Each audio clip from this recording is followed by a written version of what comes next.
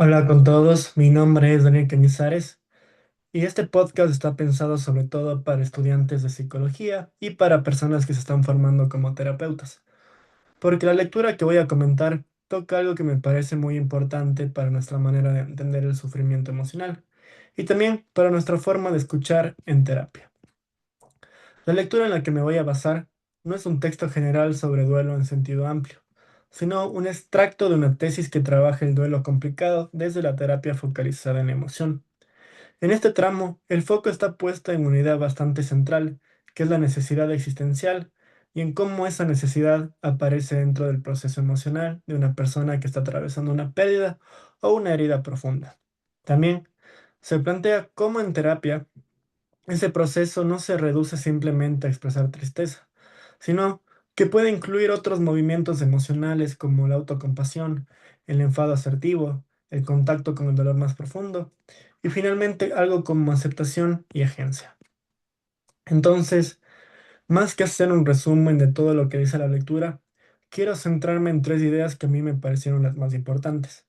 La primera es qué es o qué se entiende por necesidad existencial y por qué eso cambia la manera de leer el dolor.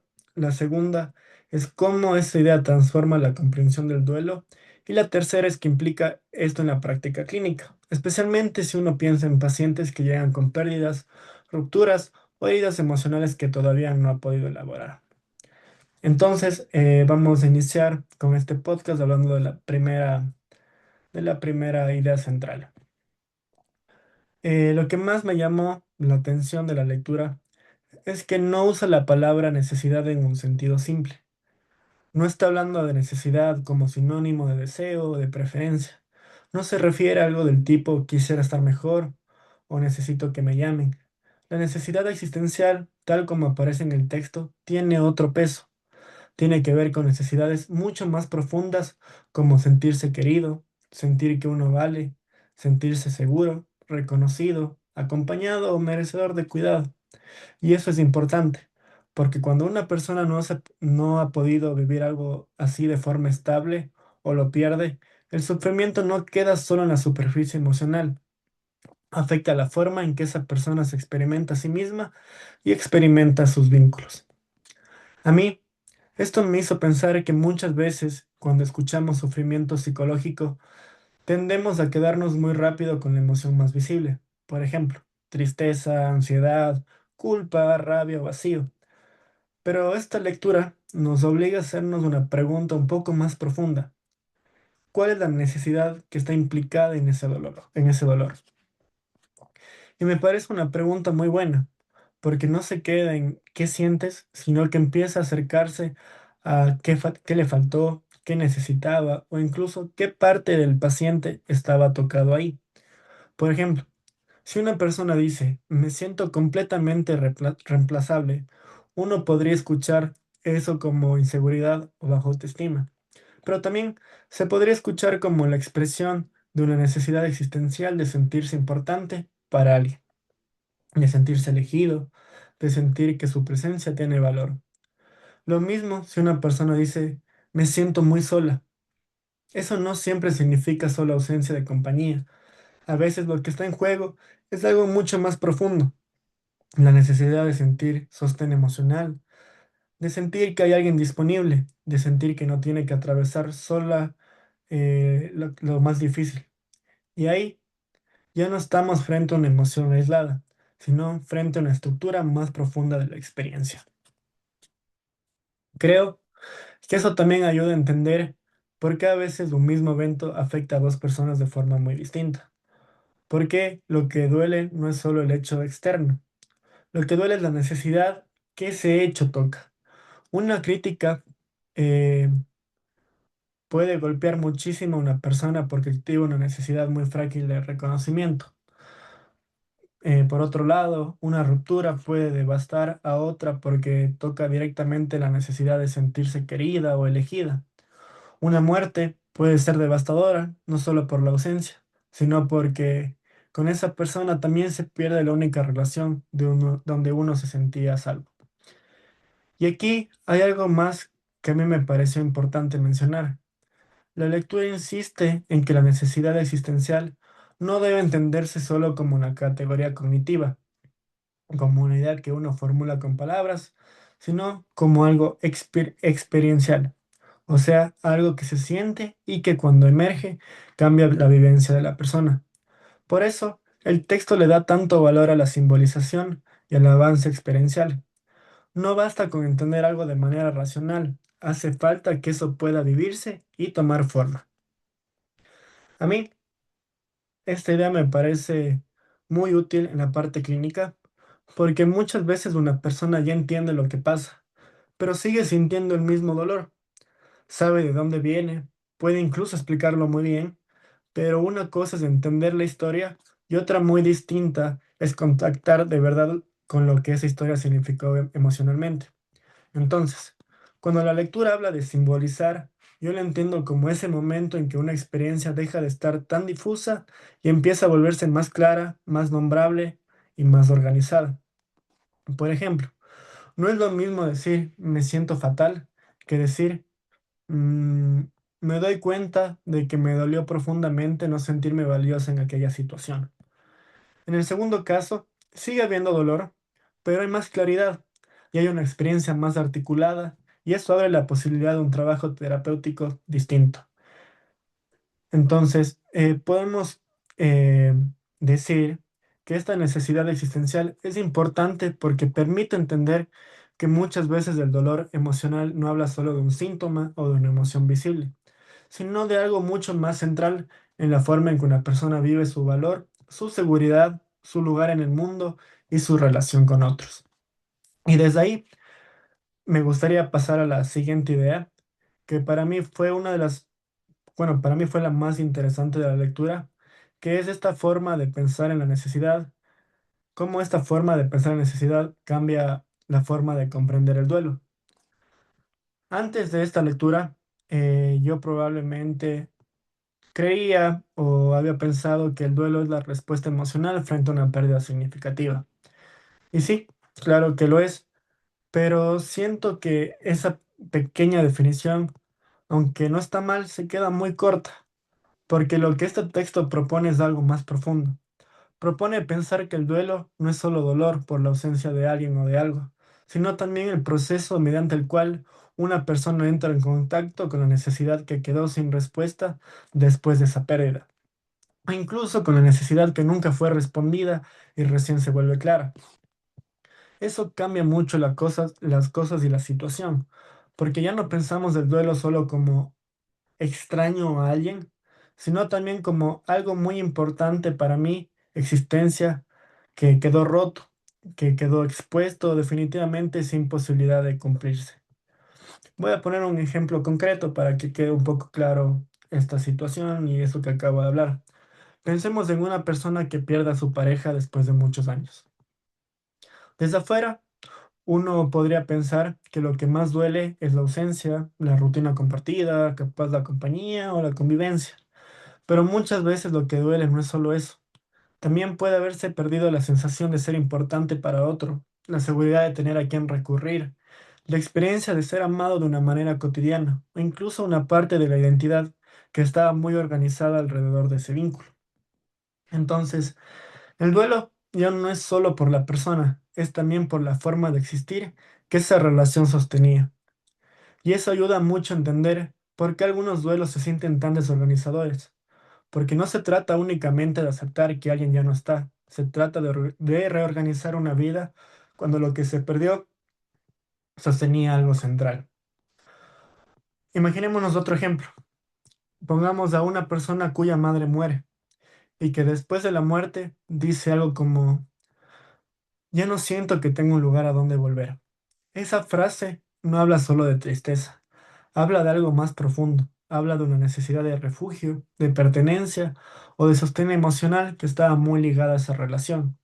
Entonces, si un terapeuta escucha solo la tristeza, entiende una parte de la historia, pero si escucha además la necesidad que esa pérdida deja al descubierto, entiende mucho más.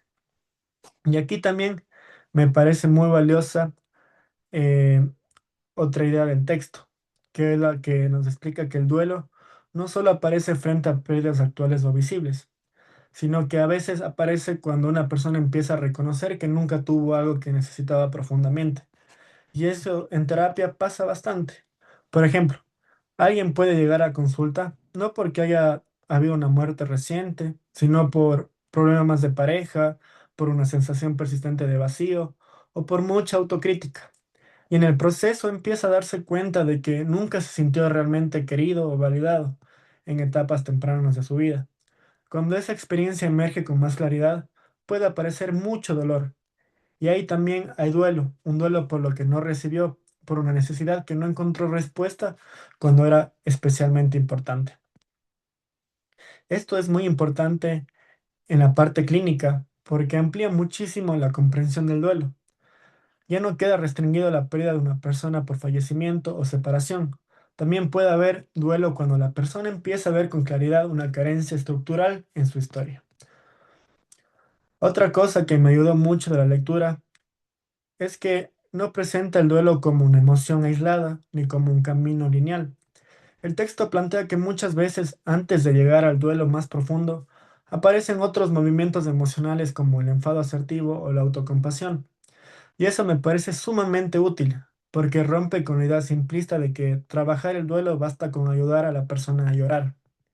Y no siempre es así. A veces, antes de que aparezca la tristeza más profunda, tiene que aparecer otra cosa. Por ejemplo, pensemos en un paciente que perdió a su padre, pero que tuvo con él una relación marcada por distancia emocional, dureza o abandono. Puede pasar que al principio no logre llorar tanto, no logre llorar el duelo de una manera tan clara. Quizás se sienta más bien bloqueado, confundido o culpable por no estar. Puede haber como que esa tristeza, pero si en terapia se empieza a trabajar la experiencia con más profundidad, puede aparecer primero mucha rabia. Rabia por lo que faltó, por lo que no recibió, por todo lo que no se habló, y después de eso recién puede aparecer una tristeza distinta. No solo por la muerte del padre, sino por el dolor de no haber tenido el padre que necesitaba. Ese ejemplo es muy útil porque muestra que el duelo no siempre es directo ni limpio. Muchas veces está mezclado con otras emociones y eso no lo vuelve menos válido, lo vuelve mucho más humano. De hecho, si conecto todo esto con otros temas que hemos ido viendo a lo largo de la clase de terapia de duelo, también me parece muy importante recordar que el duelo normal no es una experiencia emocional simple ni uniforme. Puede incluir tristeza, ira, culpa, ansiedad, soledad u otro tipo de emociones. Lo importante es que no se debe patologizar de entrada porque forma parte del amplio rango de respuestas humanas ante una pérdida. Por lo que, por lo que si se llega a patologizar, uno termina imaginando el duelo como algo muy ordenado y muy coherente, cuando en realidad puede ser profundamente contradictorio. Una persona puede amar muchísimo a alguien y al mismo tiempo sentir rabia por haber sido dejada. Puede sentirse devastada y a la vez aliviada si la relación venía acompañada de mucho sufrimiento. Puede no sentir nada al principio y recién después conectarse con el dolor. Entonces, entender eso también es importante para no leer mal lo que aparece en terapia. Entonces, podemos decir hasta lo que hemos visto un poco para hacer un breve como que análisis, es que el duelo no es solo tristeza por una pérdida. Muchas veces es el proceso mediante el cual se revela qué necesidad profunda estaba ligada a ese vínculo o a esa experiencia y qué significa ahora vivir con esa ausencia o con esa carencia. Y con eso me gustaría dar paso a la tercera idea, que es la implicación clínica de todo lo que hemos venido hablando. Si nos tomamos en serio esta lectura, entonces podemos notar un cambio bastante drástico en la manera en que un terapeuta escucha, formula e interviene, porque ya no alcanza con identificar la emoción predominante o con describir el evento, sino que hace falta escuchar qué necesidad está debajo de lo que la persona trae. Y eso para quienes nos estamos formando es especialmente importante, porque muchas veces al inicio tenemos la tendencia a querer entender el caso rápido, a nombrarlo rápido e incluso intervenir rápido. Y este texto me parece que pide algo un poco distinto. Pide profundizar, pide escuchar con más paciencia y pide no cerrar demasiado pronto el sentido del dolor. Por ejemplo, si una paciente llega diciendo, desde que terminó mi relación, siento que me derrumbé, una opción sería pensar enseguida en dependencia emocional o capaz en bajo autoestima. Pero otra opción que para mí está mucho más ligada a lo que nos dice el autor o lo que nos dice esta lectura, sería preguntarse qué necesidad estaba tan puesta en esa relación. ¿Era una necesidad de sentirse segura, capaz, de sentirse elegida, de sentirse valiosa o capaz de no quedarse sola con su propia vulnerabilidad? Si la terapia logra escuchar eso, la terapia cambia muchísimo. Porque ya no se trata solo de ayudar a la paciente a superar la ruptura, sino de acompañarla a entrar en contacto con esa necesidad, con el dolor que implica ver la herida y con la posibilidad de responder de otra manera a sí misma. Lo mismo pasa en un duelo por fallecimiento. Si una persona dice, desde que murió mi mamá, siento que el mundo se me vino abajo, un terapeuta puede quedarse en la tristeza o en los síntomas visibles. Pero si se pregunta qué estructura interna sostenía ese vínculo, puede encontrar algo mucho más preciso. Tal vez esa madre era la única figura con la que la persona se sentía resguardada. Tal vez era la única relación en la que sentía que no sería solo acompañar la pena, sino ayudar a que la persona pueda entender qué parte de su mundo interno se desorganizó con esa pérdida. También me parece importante que la lectura no se queda solo en el dolor. Plantea que cuando la necesidad existencial se activa y se valida adecuadamente, puede aparecer una evaluación del sí mismo más positiva. Y desde ahí puede surgir no solo el duelo por lo perdido o lo no vivido, sino también algo como aceptación y agencia. Es decir, una nueva manera de posicionarse frente a la propia historia y frente a la vida. La palabra agencia aquí parece clave, porque no significa simplemente resignarse, no significa, bueno, esto ya pasó y sigo adelante porque me toca. Significa algo más subjetivo, recuperar capacidad de posicionarse, de orientarse, de no quedar completamente determinado por la herida, como si la persona pudiera empezar a decir, esto me dolió, esto me faltó, esto lo perdí, pero no por eso quedo fijada para siempre en este lugar. Y creo que eso también es muy importante para pensar la meta de la psicoterapia. A veces se habla del trabajo clínico como si se tratara solo de aliviar síntomas. Y sí, eso obviamente importa, pero la lectura nos recuerda que también se trata de ayudar a la persona a reorganizar su experiencia, a simbolizarla mejor, a vivirla con mayor verdad y a moverse hacia una forma más integrada de existencia. Si trato de decir qué me deja personalmente esta lectura como futuro terapeuta, como futuro psicólogo clínico, diría tres cosas puntuales. Primero, me deja la idea de que el dolor no se escucha bien si no se escucha también la necesidad que lo organiza. Segundo, me deja una forma más profunda de pensar el duelo, no solo como tristeza por una ausencia, sino como contacto con algo muy valioso que se perdió o que nunca estuvo. Y tercero, me deja una actitud clínica a no apresurarme, a no patologizar demasiado rápido y a no trabajar solo para bajar el malestar, sino también para ayudar a que la experiencia se vuelva más clara, más simbolizada y más transformadora. Para cerrar, diría que una de las cosas más valiosas de esta lectura es que devuelve complejidad al sufrimiento humano. No lo reduce a síntoma, no lo reduce a una emoción aislada, lo entiende como algo que habla de vínculos, de valor personal, de sentido, de carencias, de necesidades profundamente humanas. Y creo que eso para quienes nos estamos formando es muy importante, porque escuchar así cambia el ámbito clínico, cambia la forma en la que uno formula un caso, en la forma en que uno entiende una pérdida y la forma en que acompaña a alguien que está sufriendo. Ya no se trata solo de preguntar qué siente la persona, sino también qué parte de sí misma quedó herida y qué necesidad aparece allí.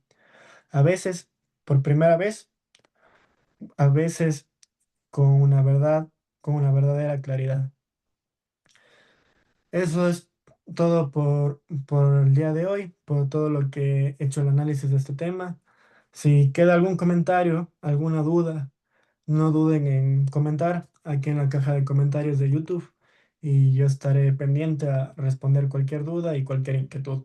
Espero que les haya gustado este video, espero que haya sido de mucha ayuda y que haya podido nutrir su conocimiento sobre la terapia psicológica enfocada en esta terapia que es la terapia focalizada en la emoción, que es una terapia muy útil para todos nosotros los psicólogos y creo que es muy importante que todos nosotros, los que nos estamos formando en psicología clínica o queremos ser terapeutas, es muy importante que conozcamos, aunque sea un poco de esto.